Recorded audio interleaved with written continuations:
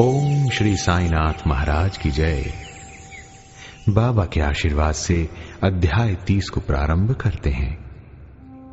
इस अध्याय में बतलाया गया है कि 3 अन्य भक्त श्री वणी के काका वैद्य, खुशाल चंद, बंबई के रामलाल पंजाबी किस प्रकार शिरडी की ओर खींचे गए।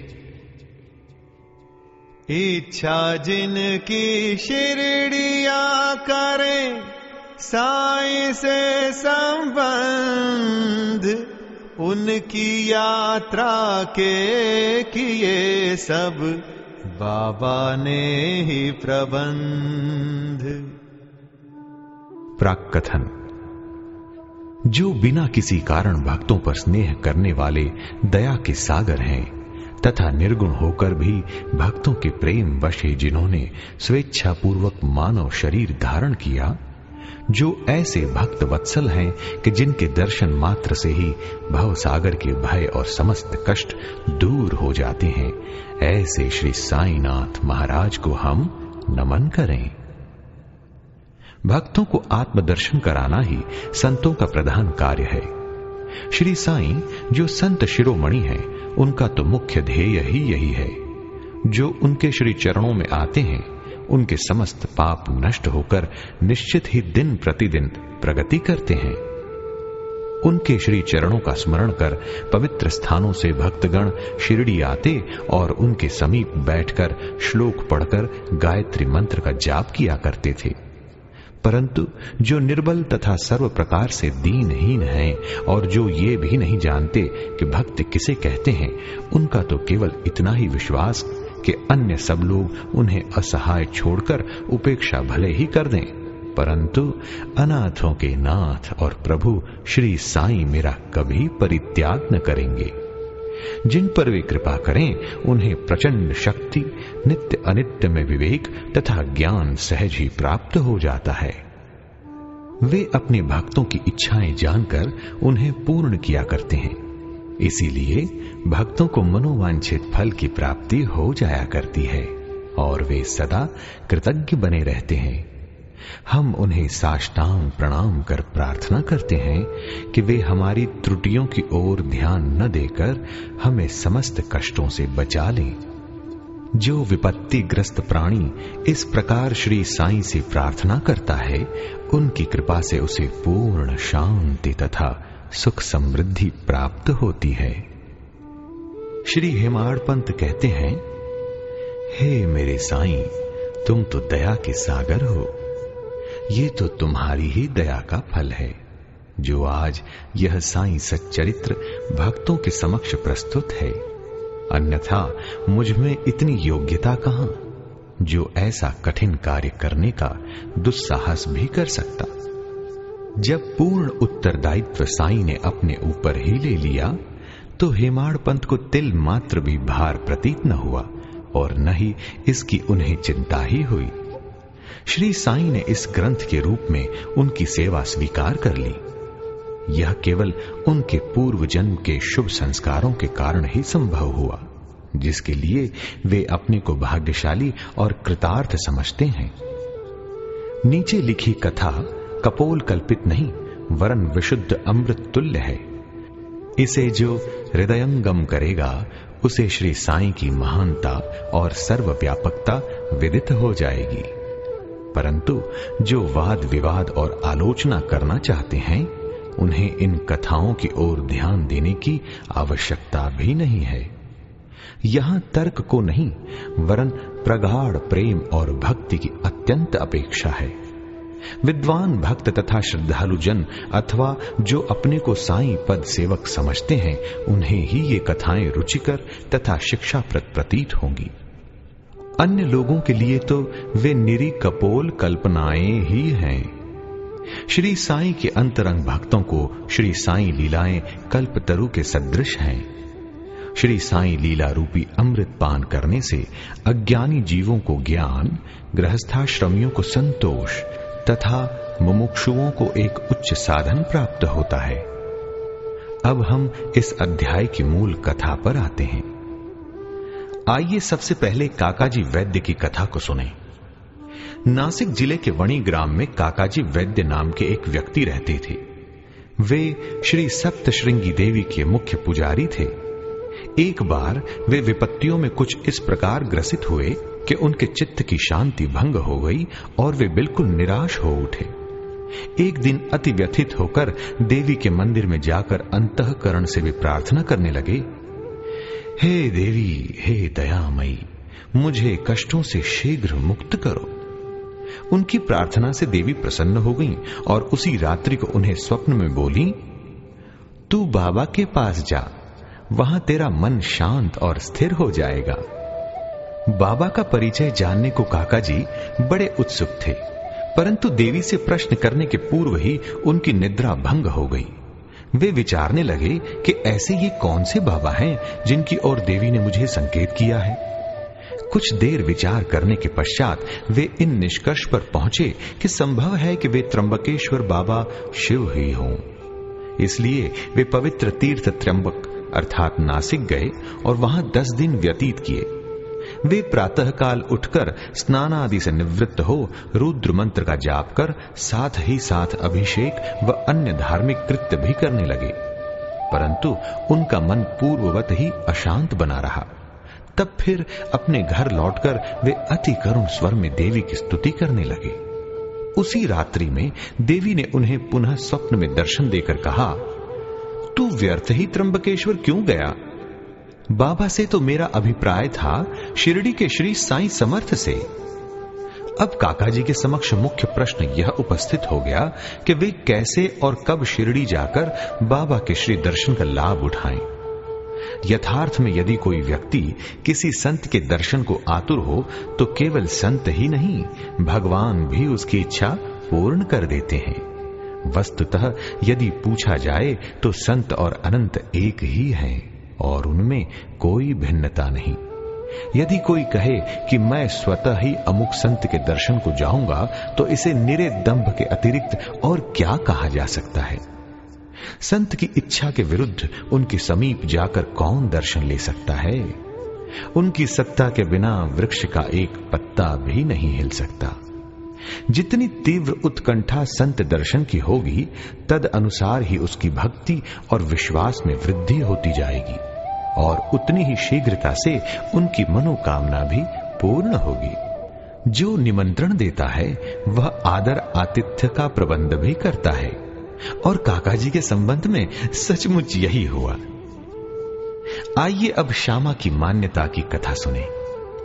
जब काका जी शिरडी यात्रा करने का विचार कर रहे थे, उसी समय उनके यहां एक अतिथि आया जो कि श्यामा के अतिरिक्त और कोई न था। श्यामा बाबा के अंतरंग भक्तों में से थे। वे ठीक इसी समय वणी में क्यों और कैसे आ पहुंचे, अब हम इस पर दृष्टि डालें। बाल्यावस्था में वे एक बार बहुत बीमार पड़ गए थे। उनकी माता ने अपनी कुल देवी सप्तश्रृंगी से प्रार्थना की कि यदि मेरा पुत्र निरोग हो जाए तो मैं उसे तुम्हारे चरणों पर लाकर डालूंगी। कुछ वर्षों के पश्चात ही उनकी माता के स्तन में दाद हो गई। तब उन्होंने पुनः देवी से प्रार्थना की कि यदि मैं रोग मुक्त हो जाऊं तो मैं तुम्हें चांदी के 2 स्तन चढ़ाऊंगी। पर ये दोनों वचन अधूरे ही रहे। परंतु जब वे मृत्यु शैया पर पड़ी थीं, तो उन्होंने अपने पुत्र श्यामा को समीप बुलाकर उन दोनों वचनों की स्मृति दिलाई तथा उन्हें पूर्ण करने का आश्वासन पाकर प्राण त्याग दिए। कुछ दिनों के पश्चात वे अपनी यह प्रतिज्ञा भूल गए और इसे भूले पूरे 30 वर्ष व्यतीत हो गए। तभी एक प्रसिद्ध ज्योतिषी शिरडी आए और वहां लगभग 1 मास ठहरे। श्रीमान बूटी साहेब और अन्य लोगों को बतलाई उनकी सभी भविष्यवाणी प्रायः सही निकली, जिनसे सबको पूर्ण संतोष था। श्यामा के लघु भ्राता बापा जी ने भी उनसे कुछ प्रश्न पूछे। तब ज्योतिषी ने उन्हें बताया कि तुम्हारे ज्येष्ठ भ्राता ने अपनी माता को मृत्यु शैया पर जो वचन दिए थे उनके अब तक पूर्ण न किए जाने के कारण देवी असंतुष्ट होकर उन्हें कष्ट पहुंचा रही है। ज्योतिषी की बात सुनकर श्यामा को उन अपूर्ण वचनों की स्मृति हो आई। अब और विलंब करना खतरनाक समझकर उन्होंने सुनार को बुलाकर शीघ्र चांदी के 2 स्तन तैयार कराए और उन्हें मस्जिद में ले जाकर बाबा के समक्ष रख दिया तथा प्रणाम कर उन्हें स्वीकार कर वचन मुक्त करने की प्रार्थना की। श्यामा ने कहा, मेरे लिए तो सप्तश्रृंगी देवी आप ही हैं। परंतु बाबा ने साग्रह कहा कि तुम इन्हें स्वयं ले जाकर देवी के चरणों में अर्पित करो। बाबा की आज्ञा व उदी लेकर उन्होंने वणि को प्रस्थान कर दिया। पुजारी का घर पूछते पूछते वे काका जी के पास जा पहुंचे। काका जी इस समय बाबा के दर्शनों को बड़े उत्सुक थे और ठीक ऐसे ही मौके पर श्यामा भी वहां पहुंच गए। वह संयोग भी कैसा विचित्र था। काका जी ने अंग तुक से उनका परिचय प्राप्त कर पूछा, आप कहां से पधार रहे हैं? जब उन्होंने सुना कि वे शिरडी से ही आ रहे हैं तो वे एकदम प्रेमोन्मत्त हो श्यामा से लिपट गए और फिर दोनों का श्री साईं लीलाओं पर वार्तालाप आरंभ हो गया। अपने वचन संबंधी कृत्यों को पूर्ण कर वे काका जी के साथ शिरडी लौट आए। काका मस्जिद पहुंचकर बाबा के श्री चरणों से जा लिपटे। उनके नेत्रों से प्रेमाश्रुओं की धारा बहने लगी और उनका चित्त स्थिर हो गया। देवी के दृष्टांत अनुसार जैसे ही उन्होंने बाबा के दर्शन किए, उनके मन की अशांति तुरंत नष्ट हो गई और वे परम शांति का अनुभव करने लगे। वे विचार करने लगे कि कैसी अद्भुत शक्ति है कि बिना कोई संभाषण या प्रश्नोत्तर किए अथवा आशीष पाए दर्शन मात्र से ही अपार प्रसन्नता हो रही है। सचमुच में दर्शन का महत्व तो इसे ही कहते हैं। उनके त्रिषित नेत्र साईं चरणों पर स्थिर हो गए और वे अपनी जिह्वा से एक शब्द भी न बोल सके। बाबा की अन्य लीलाएं सुनकर उन्हें अपार आनंद हुआ और वे पूर्णतः बाबा के शरणागत हो गए। सब चिंताओं और कष्टों को भूलकर वे परम आनंदित हुए। उन्होंने वहां सुखपूर्वक 12 दिन व्यतीत किए और फिर बाबा की आज्ञा, आशीर्वाद तथा उदी प्राप्त कर अपने घर लौट आए। आइए अब हम राहता निवासी खुशाल चंद जी की कथा सुने। ऐसा कहते हैं कि प्रातः बेला में जो स्वप्न आता है वह बहुधा जागृतावस्था में सत्य ही निकलता है। ठीक है, ऐसा ही होता होगा, परंतु बाबा के संबंध में समय का ऐसा कोई प्रतिबंध न था। ऐसा ही एक उदाहरण प्रस्तुत है। बाबा ने एक दिन तृतीय प्रहर काका साहेब को तांगा लेकर राहता से खुशाल चंद को लाने के लिए भेजा, क्योंकि खुशाल चंद से उनकी कई दिनों से भेंट न हुई थी। राहता पहुंचकर काका साहेब ने यह संदेश उन्हें सुना दिया। यह संदेश सुनकर उन्हें महान आश्चर्य हुआ और वे कहने लगे कि दोपहर को भोजन के उपरांत थोड़ी देर मुझे झपकी आ गई थी। तभी बाबा स्वप्न में आए और मुझे शीघ्र ही शिरडी आने को कहा, परंतु घोड़े का उचित प्रबंध न हो सकने के कारण मैंने अपने पुत्र को यह सूचना देने के लिए ही उनके पास भेजा था।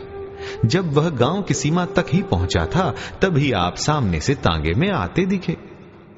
वे दोनों उस तांगे में बैठकर शिरडी पहुंचे तथा बाबा से भेंट कर उन्हें बड़ी प्रसन्नता हुई। बाबा की यह लीला देख खुशाल चंद गदगद हो गए। इसी प्रकार एक और कथा सुनते हैं बंबई के रामलाल पंजाबी जी की। बंबई के एक पंजाबी ब्राह्मण श्री रामलाल को बाबा ने स्वप्न में एक महंत के वेश में दर्शन देकर शिरडी आने को कहा। उन्हें नाम ग्राम का कुछ भी पता न चल रहा था। उनको श्री दर्शन करने की तीव्र उत्कंठा तो थी, परंतु पता ठिकाना ज्ञात न होने के कारण वे बड़े असमंजस में पड़े हुए थे। जो आमंत्रण देता है वही आने का प्रबंध भी करता है और अंत में हुआ भी वैसा ही। उसी दिन संध्या समय जब वे सड़क पर टहल रहे थे तो उन्होंने एक दुकान पर बाबा का चित्र टंगा देखा। स्वप्न में उन्हें जिस आकृति वाले महंत के दर्शन हुए थे वे इस चित्र के ही सदृश थे। पूछताछ करने पर उन्हें ज्ञात हुआ कि यह चित्र शिरडी के साईं समर्थ का है और तब उन्होंने शीघ्र ही शिरडी को प्रस्थान कर दिया तथा जीवन पर्यंत शिरडी में ही निवास किया। इस प्रकार बाबा ने अपने भक्तों को अपने दर्शन के लिए शिरडी में बुलाया और उनकी लौकिक तथा पारलौकिक समस्त इच्छाएं पूर्ण की। संत की इच्छा के बिना न उनका दर्शन होए, जब भक्ति विश्वास बढ़े तब संत की आज्ञा हो। श्री सद्गुरु साई नाथार्पणमस्तु। शुभम भवतु। अध्याय 30 संपूर्णम।